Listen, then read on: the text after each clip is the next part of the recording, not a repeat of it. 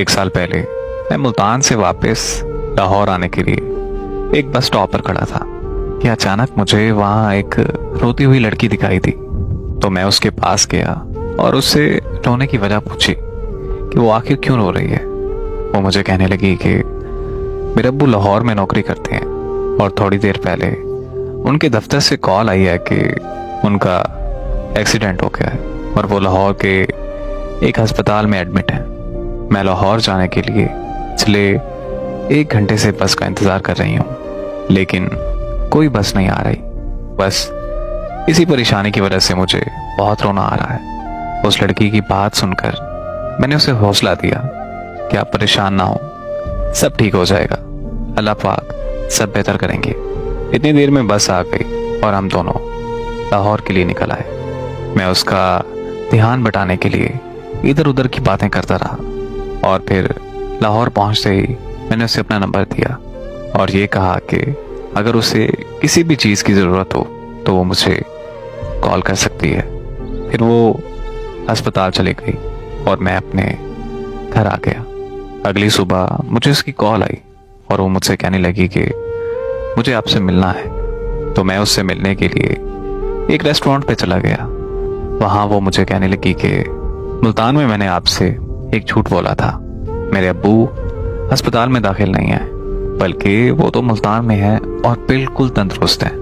मैं तो अपने घर से भागकर उस लड़के से शादी करने के लिए लाहौर आई हूँ जिससे मैं शदीद मोहब्बत करती हूँ, लेकिन उस लड़के ने मुझसे शादी करने से इनकार कर दिया है। मुझे उस लड़की की कहानी सुनकर बहुत दुख हुआ।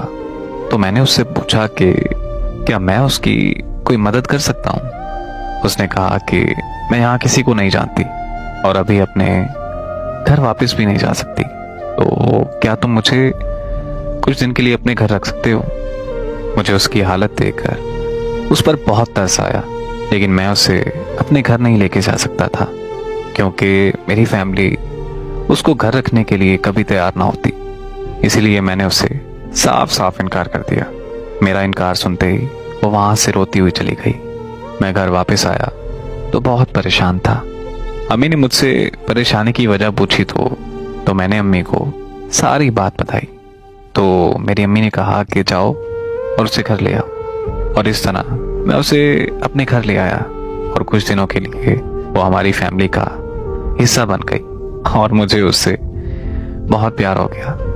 एक दिन हम दोनों घर की छत पर बैठे थे तो मैंने उसे प्रपोज कर दिया। वो लड़की बहुत खुश हुई और मुझे कहने लगी कि इससे बड़ी खुशकिस्मती मेरे लिए क्या हो सकती है। उसने मेरा प्रपोजल एक्सेप्ट कर लिया। इस तरह हम दोनों की शादी हो गई और हम अपनी जिंदगी हंसी खुशी गुजारने लगे। एक दिन मैं ऑफिस से वापस आया तो मुझे मेरी बीवी ने खुशखबरी दी कि वो बाप बनने वाला है। उस दिन हम बहुत खुश थे, लेकिन उसी दिन हमारी खुशियों को नजर लग गई।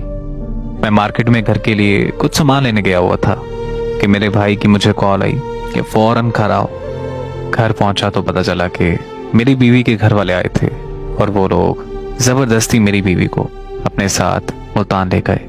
मुझे कुछ समझ नहीं आ रही थी तो मैं पुलिस स्टेशन गया और मैंने उन्हें सारी बात बताई। उन्होंने मेरी रिपोर्ट दर्ज कर ली और मुझे यकीन दिलाया कि वो मुझे इंसाफ दिलाएंगे और मेरी मदद करेंगे। 1 हफ्ते बाद मुझे अदालत का नोटिस मिला जिसमें लिखा था कि मेरी बीवी मुझसे तलाक लेना चाहती है। ये पढ़ते ही मैं उससे मिलने उसके घर मुल्तान चला गया, लेकिन उसके घर वालों ने मुझे उससे मिलने नहीं दिया। फिर मैं वापस घर आकर अदालत की तारीख का इंतजार करने लगा। उसे नहीं लेकर आए, बल्कि उन्होंने ये बोल दिया कि वो बीमार है और अदालत में पेश नहीं हो सकती। फिर यूं ही तारीखों का सिलसिला चलता रहा और ऐसे ही इंतजार करते करते 5 महीने गुजर गए। फिर एक तारीख पर उन्हें मेरी बीवी को लाना पड़ा। मैं उस दिन बहुत खुश था क्योंकि मैं उससे मिलने वाला था और मुझे लग रहा था कि आज फैसला हो जाएगा और मेरी बीवी मुझे मिल जाएगी। लेकिन जब मैंने अपनी बीवी को देखा तो मेरे पैरों तले जमीन निकल गई, क्योंकि मैंने देखा कि उसके पेट में बच्चा नहीं है, यानी वो मेरा बच्चा गिरा चुकी थी। फिर उसने जज के सामने कहा कि मुझे इससे तलाक चाहिए क्योंकि मैं उस पर तशद्दुद करता हूँ और मेरे तशद्दुद की वजह से मेरा बच्चा ज़ाया हो गया।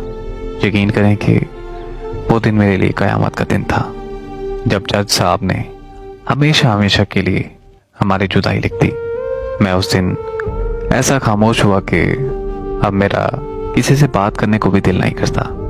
मैं अगर चाहता तो अपने बच्चे के कत्ल का केस कर सकता था, लेकिन मैंने अपना ये मामला अपने अल्लाह के सुपुर्द कर दिया और दिल में ये ठान लिया कि मेरा इंसाफ अल्लाह करेगा।